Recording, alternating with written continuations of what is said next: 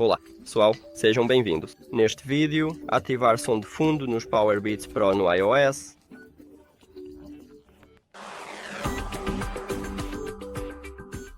Você precisa começar abrindo as configurações. Depois clique nos seus fones de ouvido. Em seguida, role para baixo e clique em Acessibilidade. Depois vá para as configurações de áudio e visual do iPhone e bem aqui, na segunda linha, temos o som de fundo. Então clique aqui e clique para ativar. Agora você pode mudar o som para tocar. Ficamos à noite. E mudar o volume desse som. Mude o volume com a mídia. Aqui, toque para ouvir um exemplo. Ou clique para parar o som quando estiver bloqueado. É isso. Obrigado por assistir a este vídeo. Se você achou útil, por favor, considere se inscrever no canal e deixe um like no vídeo. Isso é importante para nós. Até mais.